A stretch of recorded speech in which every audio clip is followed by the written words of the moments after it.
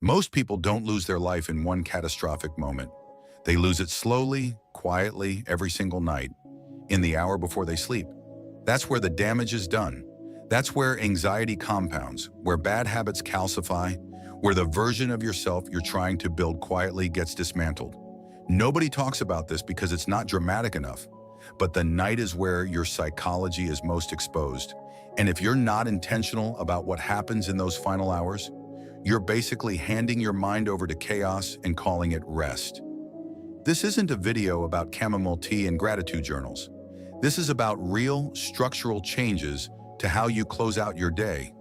Changes that will start affecting your decision-making, your emotional baseline, your output, and honestly, who you are as a person. If you're willing to actually do this, not just watch it, not just save it, actually do it, your life will look different in 30 days. That's not hype. That's just what happens when you stop treating sleep like a hard shutdown and start treating it like a transition ritual. Let's get into it.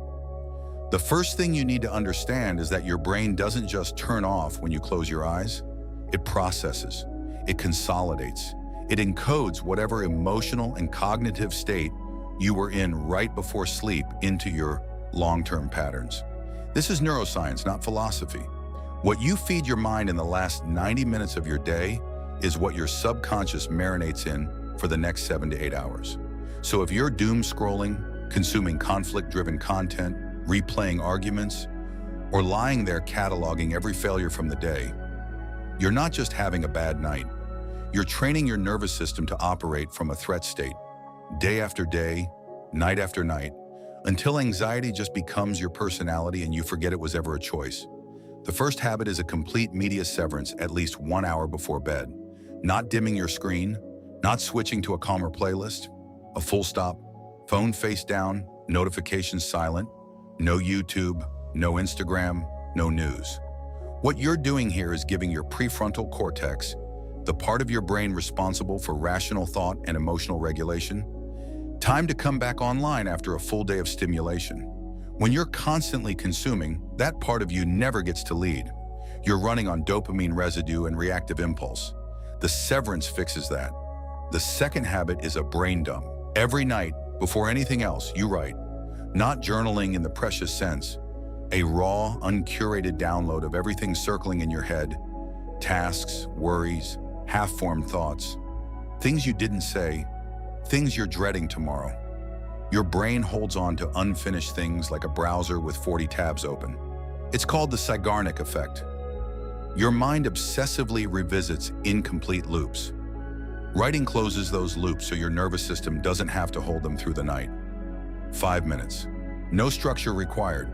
This alone will change the quality of your sleep inside a week. Third habit, underrated to the point of being almost ignored, is deliberate temperature drop. In the 90 minutes before sleep, your core body temperature needs to fall to initiate proper sleep onset. Most people are actively fighting this without knowing it. Hot showers right before bed, blankets piled on, rooms kept warm. Keep your room cool. Somewhere between 60 and 67 degrees is where your body performs best during sleep. This isn't comfort preference. This is biology. You can want better sleep all you want, but if your body temperature isn't cooperating, you're fighting upstream. Fourth habit is reframing how you review your day. Most people either skip it entirely or do it in the worst way, involuntary rumination while staring at the ceiling. Before you sleep, identify 3 things that happened today that you handled well and 1 honest thing you want to do differently tomorrow. Not a list of failures, 1 adjustment. Over time, your brain stops scanning primarily for what went wrong and starts building a more accurate record of your actual experience.